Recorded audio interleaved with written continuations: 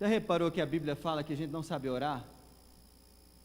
O próprio apóstolo Paulo, ele diz lá em Romanos capítulo de número 8, que nós não sabemos orar como convém, mas o Espírito Santo nos auxilia, intercedendo por nós com gemidos inexprimíveis diante do Pai.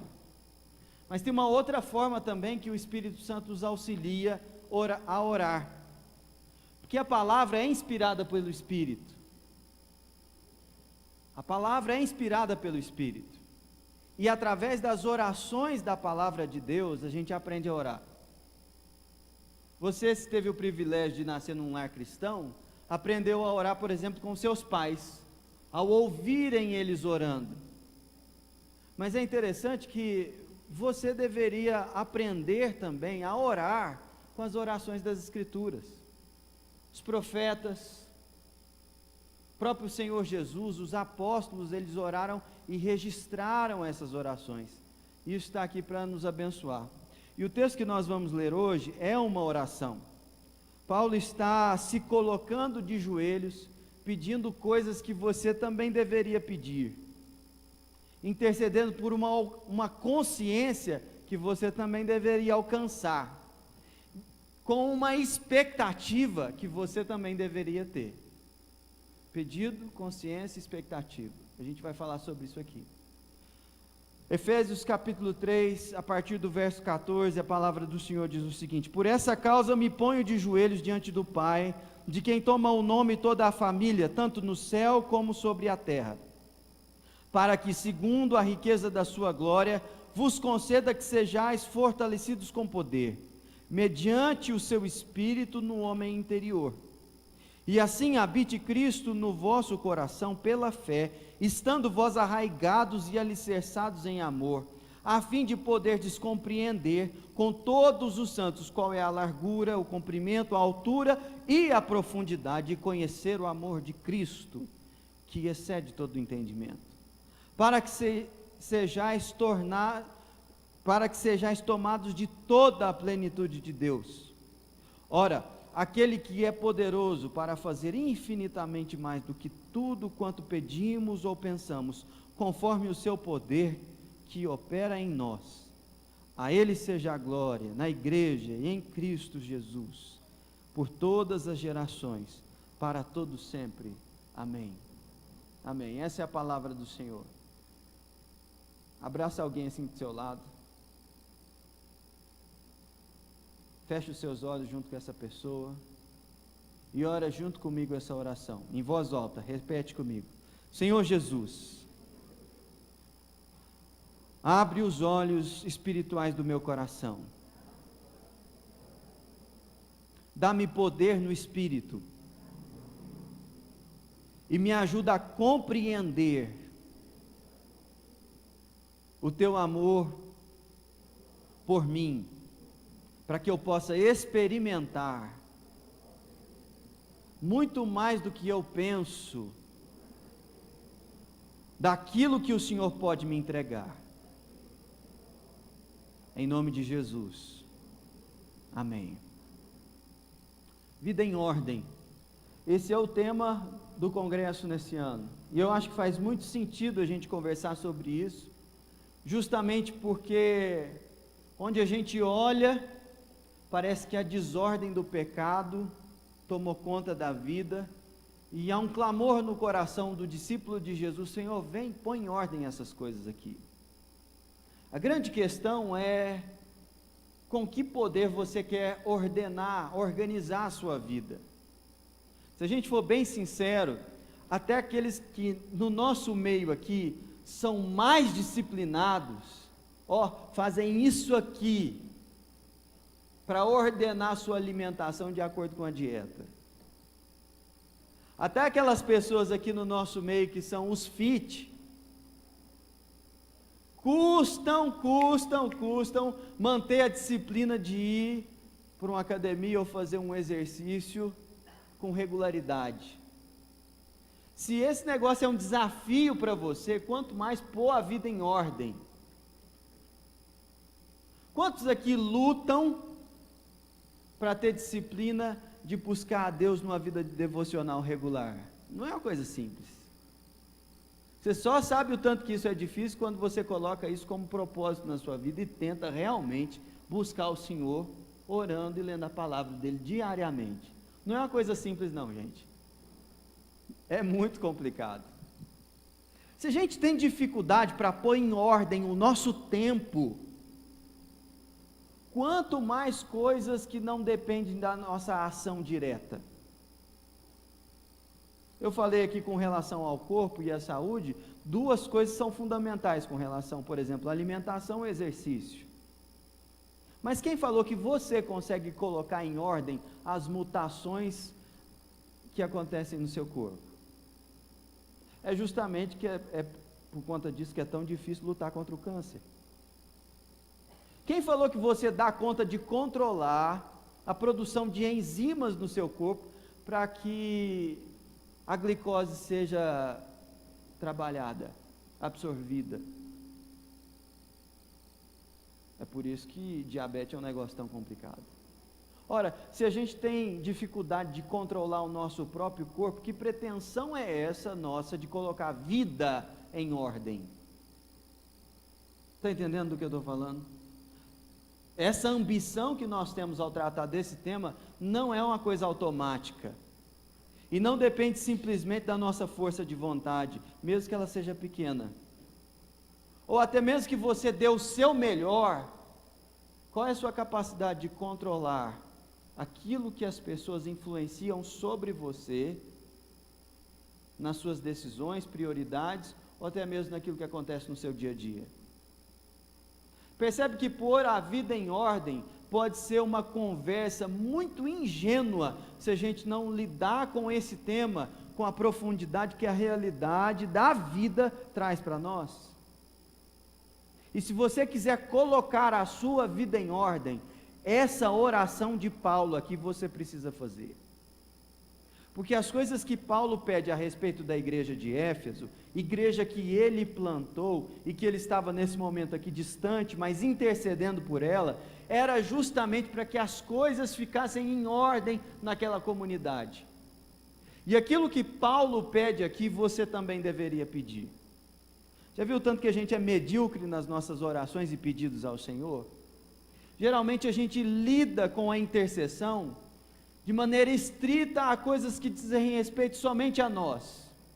Na maioria das vezes que se relacionam a nós no que diz respeito à vida aqui. Saúde, estudo, dinheiro, projeção profissional e por aí vai. Relacionamentos. Mas Paulo nos ensina a pedir coisas a Deus aqui, que se você tiver coragem para buscar ao Senhor, meu amigo, se Deus te entregar isso aqui, sua vida vai ser colocada em ordem. Por quê? Dá uma olhada no texto. Olha o que Paulo está pedindo. Fica óbvio que ele está orando no versículo 14, por essa causa me ponho de joelhos diante do Pai, de quem toma o nome toda a família, tanto no céu quanto sobre a terra. E olha o pedido: para que segundo a riqueza da sua glória, segundo os recursos da glória de Deus, ele seja atendido no quê?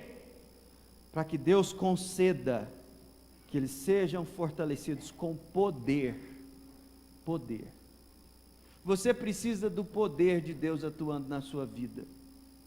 É o poder de Deus que faz com que pessoas sejam transformadas, que vícios sejam abandonados, que a disposição de mente se transforme numa nova dinâmica para que novos hábitos sejam almejados. E Paulo pede a Deus poder. Você já pediu isso a Deus? Pode parecer um negócio assim, sensacionalista demais, mas se você ler a Bíblia direito, você vai ver que é o poder de Deus atuando na igreja que faz as coisas acontecer. O apóstolo Paulo, ele, quando estava escrevendo à igreja de Corinto, ele disse: O meu evangelho não chegou a vocês com palavra de sabedoria ou alguma eloquência, mas sobretudo em poder, porque foi o poder de Deus que fez com que vocês crescem. Romanos capítulo 1, versículo 17, ele diz: eu não me envergonho do evangelho, porque ele é o poder de Deus para a salvação de todo aquele que crê. E o interessante é que Jesus Cristo, ao conversar com seus discípulos num dos seus últimos momentos antes da ascensão aos céus, ele disse: vocês receberão poder ao ser derramado sobre vocês o Espírito Santo, e a partir desse poder é que vocês conseguirão ser as minhas testemunhas, tanto em Jerusalém, quanto na Judéia, Samaria, até os confins da terra. O poder de Deus atuando na vida da igreja é aquilo que faz as coisas serem organizadas, entrarem na ordem de Deus para a realidade. E quando você olha para esse texto, você vê Paulo pedindo para que eles sejam fortalecidos com poder. Agora veja, interessante, esse poder não é poder econômico, não é poder político, não é um poder acadêmico, não é um poder intelectual, é um poder que vem do Espírito Santo de Deus. É disso que Paulo está falando. Se não, dê uma olhada no texto: sejais fortalecidos com poder, mediante o quê? Seu Espírito. Quando você passa as páginas da Bíblia e volta lá em Atos capítulo 8, você vê que através da pregação de Filipe, o Evangelho chegou em Samaria, e a manifestação do poder de Deus através daquele diácono da igreja era uma coisa impressionante, a ponto de um sujeito que trabalhava com magia naquele lugar, chamado Simão, ficar impressionadíssimo com a atuação tanto de Filipe como dos apóstolos que foram para lá, e diante da pregação de Pedro, ele chamou o apóstolo num canto e falou assim: cara, eu preciso desse poder, eu dou para você o que você quiser, dinheiro, eu pago, mas impõe as mãos sobre mim e me dá esse poder. Esse pecado de querer manipular a Deus através do dinheiro, ou até mesmo as instituições religiosas, através da influência financeira, ganhou o nome desse camarada, se tornou conhecido na Idade Média como simonia. Mas não é desse poder que nós estamos falando. Tanto é que nesse texto, Atos capítulo 8, versículo 18, Pedro é muito sutil com Simão e fala assim: olha tanto que ele era assim, polido, falou: ó, vai você com o seu dinheiro para o inferno, porque você julga conseguir manipular a Deus através dos seus recursos. Rogue a Deus para que Ele se compadeça de você, para que as suas pretensões de manipulá-lo sejam perdoadas pelo Senhor. Nós precisamos de quebrantamento para chegar na presença de Deus e pedir poder, porque muitas vezes é com um viés ambicioso e pecaminoso que a gente faz isso, mas não era o caso de Paulo. Paulo não queria manipular a Deus e sabia que não podia usar como moeda de troca nada que ele tivesse, para que Deus concedesse aquilo que unicamente pela sua graça Ele dá. E através da ação do Espírito, sabe onde esse poder atua? Olha para o texto, Efésios capítulo de número 3, o versículo 16 diz o seguinte: vos conceda que sejais fortalecidos com poder mediante o Espírito, onde? No homem interior. É no homem interior que o Espírito Santo começa a agir para que as coisas comecem a ser ordenadas, para que o caos perca o seu lugar e a ordem de Deus se estabeleça. É no homem interior, é de dentro para fora, é no coração. Sabendo disso, é interessante que o sábio Salomão, lá em Provérbios, diz que sobretudo que se deve guardar, guarda o seu coração, porque dele procedem as fontes da vida. E é justamente nessa dimensão que Deus quer atuar para que as coisas sejam ordenadas no seu coração, na sua vida, na sua história. Pode parecer um negócio meio subjetivo, o que significa Deus atuando pelo seu Espírito com poder no homem interior, mas Paulo ele deixa as coisas mais claras quando a gente olha um outro texto que ele escreveu. Dá uma olhada aí em 1 Coríntios, abre lá no capítulo de número 4. Paulo vai falando sobre a história do seu ministério, as coisas que ele já experimentou. Ele estava lidando com uma igreja que o caluniava, quando ele escreveu essa carta. Mas mesmo com tanta maledicência e calúnia a respeito dele, olha o que ele diz no versículo 16 do capítulo 4. Por isso não desanimamos, pelo contrário, mesmo que o nosso homem exterior se corrompa, contudo o nosso homem interior se renova dia a dia. Você, como eu, já voltou de um acampamento pisando na cabeça do diabo,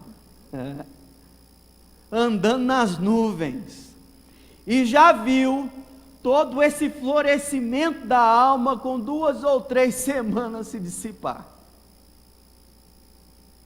e ver a força de velhos hábitos tomando conta da rotina da sua vida, e você não conseguir ânimo para prosseguir naquelas coisas que você no passado soube decidir com muito critério que deveria seguir. Mas Paulo, ele experimentava esse renovo da parte de Deus no homem interior dele, que não o fazia desanimar, mesmo que o seu homem exterior, o seu corpo, passasse por muitas situações de destruição. Você sabe muito melhor do que eu, que Paulo, pela vida dele no ministério, adquiriu uma doença muito séria nos olhos, que o impediu de enxergar no final da sua vida. Você sabe quantas perseguições ele relatou nas suas cartas, a ponto dele ser apedrejado, dele ser exposto à perseguição religiosa, participar de naufrágios, ter a sua vida ameaçada de várias formas em vários momentos, não ter patrimônio nenhum no final da sua vida ou garantia de estabilidade financeira, estar exposto a uma série de situações que davam a ele a sensação profunda de solidão, de falta de companhia. E em meio a tudo isso, ele abre o coração com a igreja de Corinto. Sabe por que eu não desanimo? Porque Deus atua com o seu poder no meu homem interior, para que eu não desanime. Está vendo por que você precisa pedir do poder de Deus? A menos que o poder de Deus haja no seu homem interior, nas dimensões profundas do seu coração, nem toda a sua força de vontade poderia fazer você perseverar no caminho de colocar as coisas em ordem. Mesmo que você saiba daquilo que é certo, mesmo que você tente evitar o errado, vira e mexe, depois de um tempo, de alguma luta, o nosso coração experimenta desânimo, cansaço. E é por isso que você precisa pedir poder, para que Deus haja pelo seu Espírito, no seu homem interior, concedendo que você seja renovado no seu ânimo. Mas volta lá no texto de Efésios capítulo 3, a reflexão de Paulo continua diante da presença de Deus, e ele diz que, mediante esse Espírito agindo no homem interior dele, versículo 17, assim habite Cristo no vosso coração, pela fé, estando vós arraigados e alicerçados em amor. Ora, Paulo estava escrevendo para crentes. Uma das promessas mais elementares da fé cristã é que quando você crê no Evangelho, o seu corpo passa a ser a habitação do Espírito Santo, e Deus mora em você. 1 Coríntios capítulo 6, diz que nós somos templo do Espírito, não é não? Que história é essa de Paulo pedir a Deus que pelo poder dele, eles possam ser a habitação de Cristo? Já não é? Paulo não está pedindo uma coisa redundante, uma coisa que eles já receberam.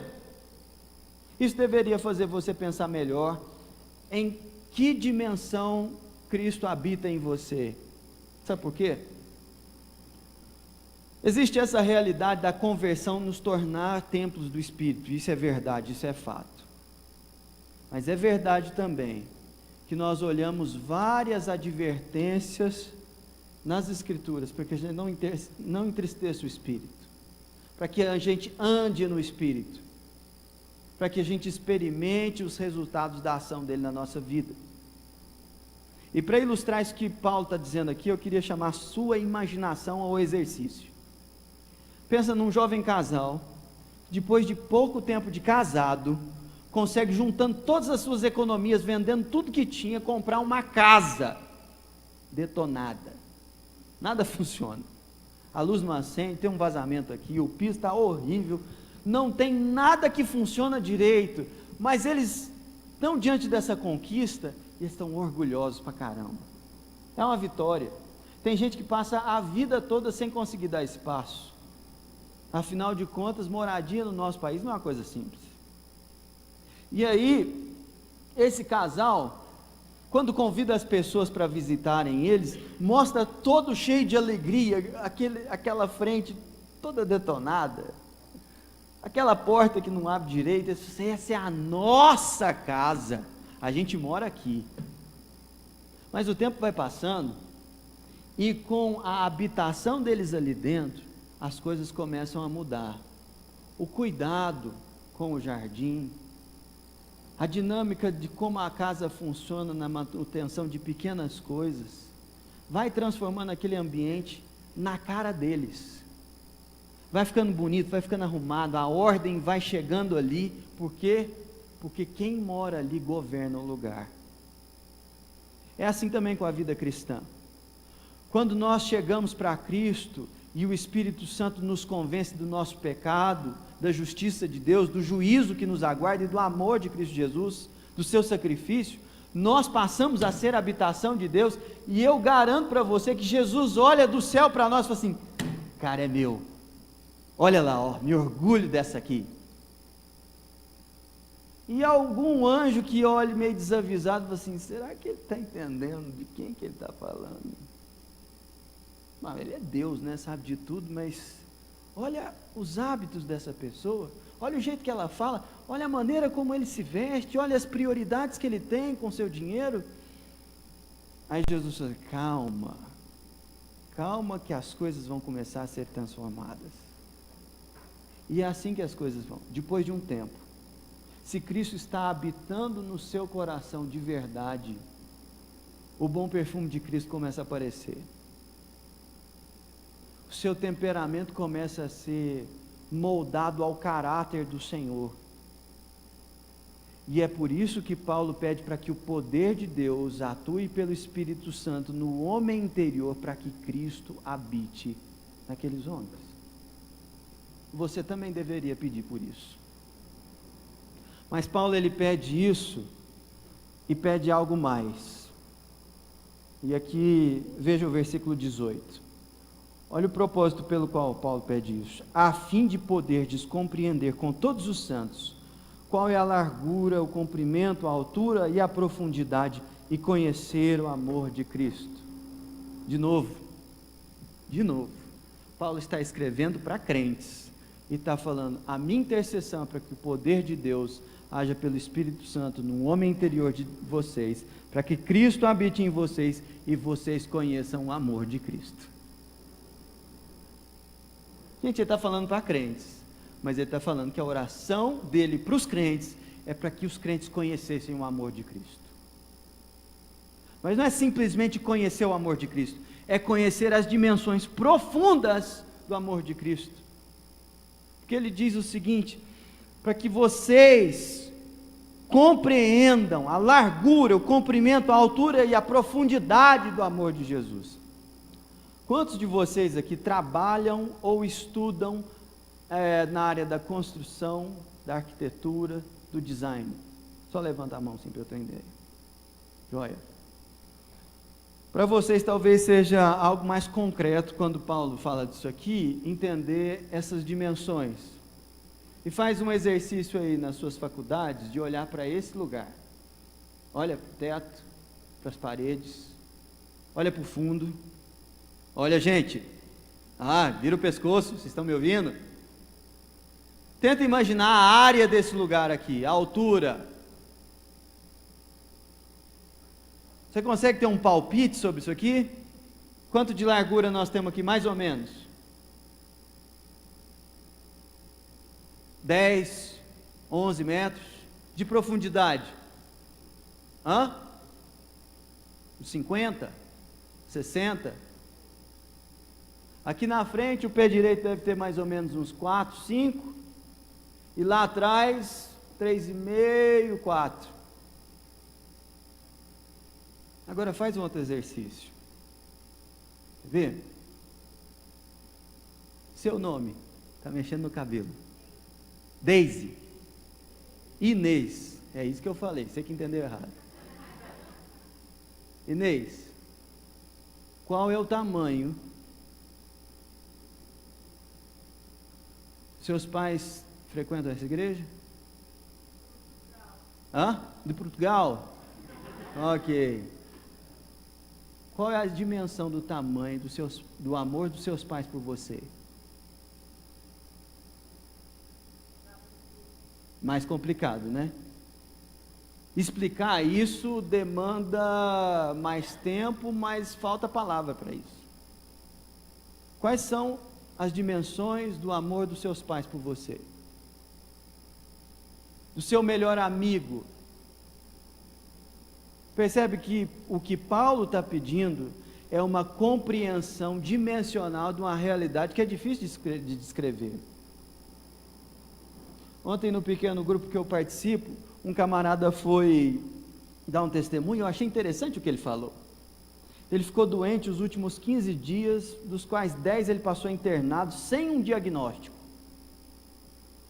E estava complicadíssimo. E a esposa dele lá do lado dele. Tem 6 anos que eles são casados. E ontem lá no pequeno grupo ele virou e falou assim: gente, eu sabia que a minha mulher me amava, porque ela não teria casado comigo se isso não fosse verdade. Mas depois desses últimos 15 dias, o que a gente passou junto e o que ela fez por mim, colocando seus interesses à parte, simplesmente para cuidar de mim 24 horas por dia naquele hospital, agora eu entendi um pouco mais do quanto essa mulher me ama. É disso que nós estamos falando. Só que nós estamos falando disso em relação a Deus. Paulo estava pedindo para que aqueles crentes pudessem ter um pouco mais da dimensão, da noção de como Deus os ama. De como Deus os ama. E isso não é uma coisa simples. Sabe por quê?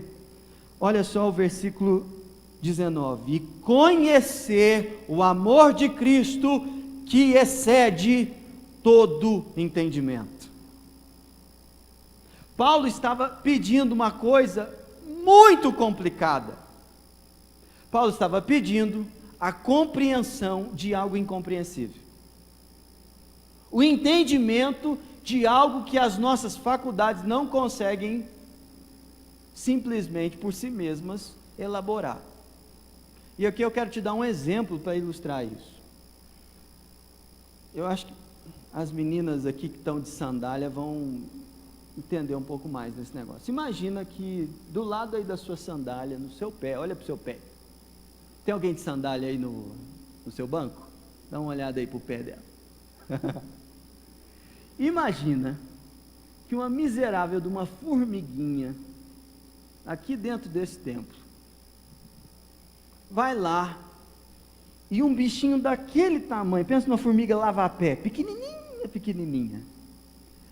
aquele bichinho daquele tamanho consegue te afetar, e ela vai no meio do seu dedo, aqui, assim, no pé, e vai lá e pica, pau! Você fala, miserável, como é que você dá conta de causar tanta dor sendo tão pequenininha? E aí você olha para aquela formiga e fala, vou ensinar para essa miserável com quem que ela está lidando, e só fecha o dedo em cima dela, acabou com a vida da danada.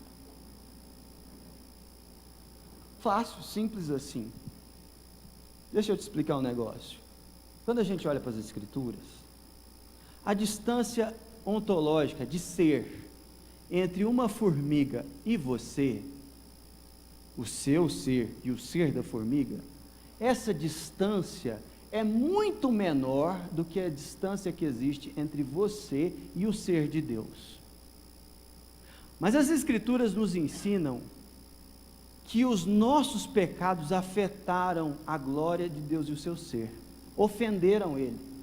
Você, desse tamanhozinho que você é, consegue ofender a Deus, porque Ele colocou a imagem dEle em você. Ele se dispôs a um relacionamento pessoal contigo, e nós, como raça e como indivíduos, desprezamos isso, escolhemos viver afastado dEle. Isso ofendeu a Deus. Agora, Deus poderia, com muito menos esforço do que você precisaria ter para matar uma formiga, ter eliminado você por conta do seu pecado, para que você não mais pudesse afetá-lo dessa forma. Mas sabe de uma coisa? É incompreensível, mas Ele resolveu enviar o seu único filho para morrer por você. Você teria coragem de, se um dia Deus te desse o privilégio de ser pai, de ser mãe, entregar um filho seu para a morte por causa de uma formiga? Não faz sentido nenhum. Não é lógico. Para você que não é pai, não é mãe ainda, você teria coragem de entregar os seus pais, por exemplo, à morte para salvar a vida de um inseto? É lógico que não. Não faz sentido nenhum. Mas Deus prova o seu amor por nós, tendo Ele enviado Cristo para morrer pelos nossos pecados, sendo nós ainda pecadores. Não dá para entender, gente. Não dá para compreender um amor desse, a menos que o poder de Deus atue em nós, no nosso homem interior, para que a gente possa compreender e entender esse amor por nós. É disso que nós estamos falando. E quando isso acontecer na sua vida, quem sabe aquilo que Deus pode fazer através de você? Deus transformou a história do mundo, fazendo com que 11 homens tivessem a consciência de que isso aconteceu na vida deles. 12 na realidade, os apóstolos. O que Deus pode fazer na história da nossa cidade, se eu e você, através do poder de Deus, experimentarmos a compreensão mais ampla das dimensões do amor dele pela nossa vida? Mas você deveria orar melhor. Você devia aprender a pedir isso a Deus. Sabe por quê? Por causa da expectativa. Olha como Paulo termina isso. Versículo 20, ora, aquele que é poderoso para fazer infinitamente mais do que tudo quanto pedimos ou pensamos, conforme o seu poder, que opera no governo, não é isso não? Que opera em nós. Que opera em nós.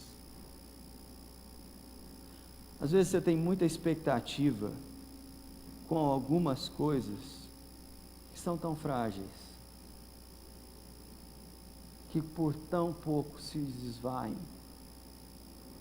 mas você não tem expectativa daquilo que o poder de Deus pode fazer no seu coração, para organizar as coisas, para fazer com que você dê fruto.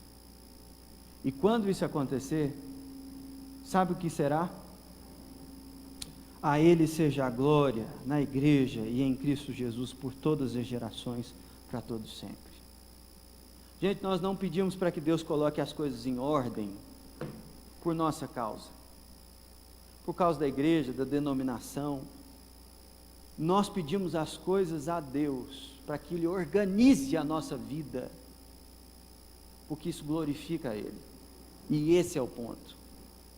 Enquanto você quiser organizar a sua vida por conta dos seus propósitos, dos seus desejos, vai lá. Você está fazendo exatamente aquilo que qualquer pessoa do mundo faz. Agora, quando Cristo operar no seu homem interior com o poder do seu Espírito, você vai entender que o amor dele por ti é uma coisa tão extraordinária e incompreensível que vale a pena de fato você entregar a sua vida por ele. Vale a pena você viver para a glória de Deus. Vale a pena você experimentar um pouco mais da ordem do reino de Deus em todas as esferas e dimensões da sua vida. Eu queria encerrar esse nosso momento fazendo exatamente essa oração a seu e a meu respeito. Você vai nos conduzir mais uma música, ele e a banda, e eu quero convidar você a uma oração mais excelente do que aquelas que você tem costume de fazer. É importante colocar diante do Senhor nossos desejos, nossos anseios, mas tem uma coisa que você tem que pedir a Deus, é para que o poder do Espírito Santo haja no seu homem interior, para que Cristo habite ricamente em você, para que você compreenda e entenda as dimensões do amor de Deus por você, para que você tenha anseio pela glória de Deus e pelo seu nome. Gente, isso não é uma coisa natural, mas o mesmo Espírito que convenceu o apóstolo Paulo de que mesmo ele sendo um homem muito religioso, ele precisava de conversão, esse Espírito foi derramado sobre toda a igreja, atua a despeito da dureza do nosso coração. E se nós que somos maus, sabemos dar boas coisas aos nossos filhos, quanto mais nosso Pai Celestial não nos concederá, mediante a nossa oração, o seu Espírito.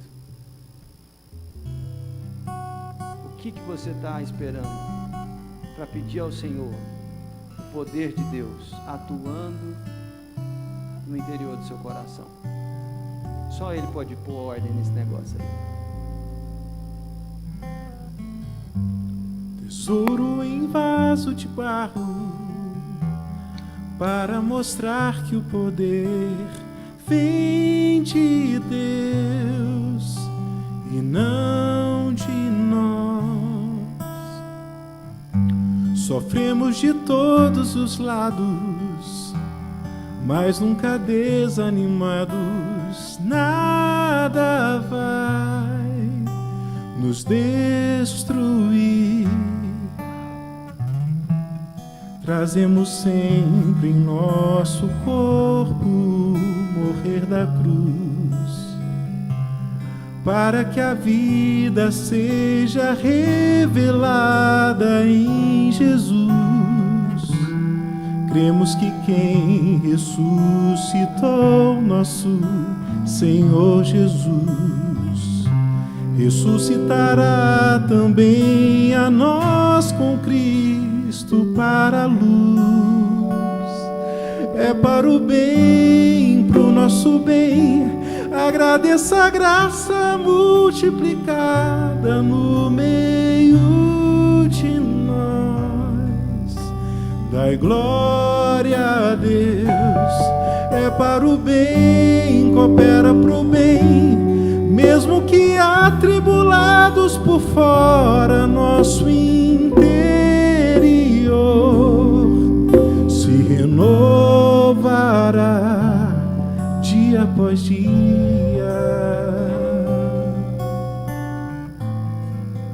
Por essa causa me coloco de joelhos diante do Pai, cujo nome toma o nome de toda a família. Você já se colocou de joelhos na presença de Deus hoje? Por que você não faz isso agora? O apóstolo Paulo tinha isso como um hábito na vida dele. Coloque-se de joelhos, vamos falar com o Senhor.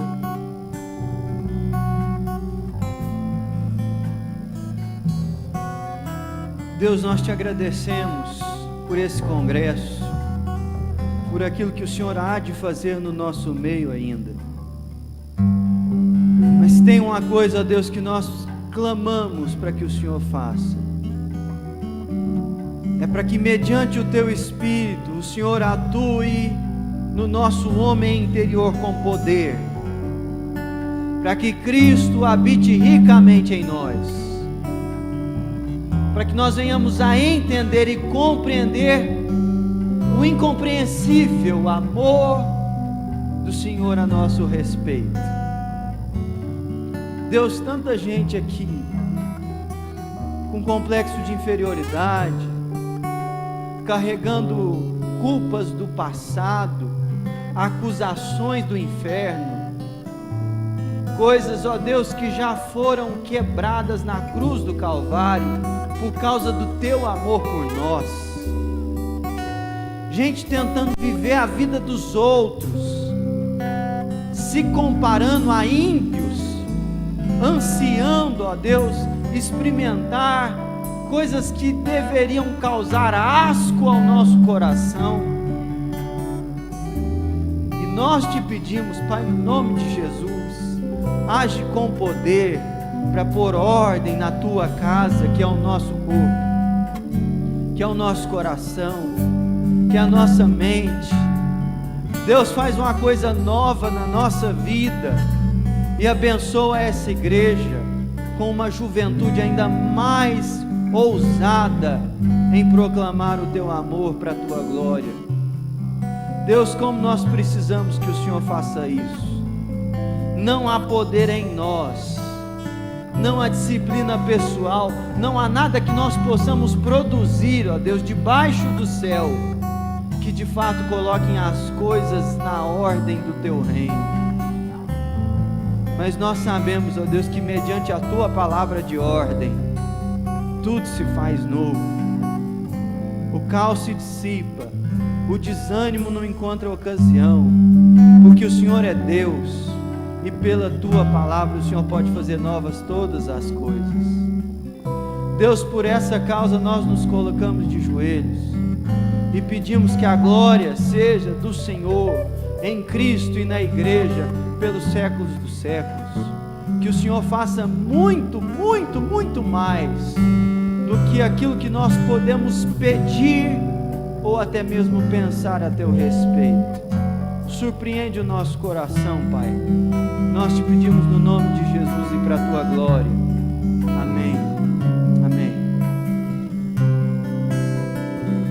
Que Deus abençoe a sua vida, edifique o seu coração e faça com que essa palavra se cumpra na sua história. No nome de Jesus.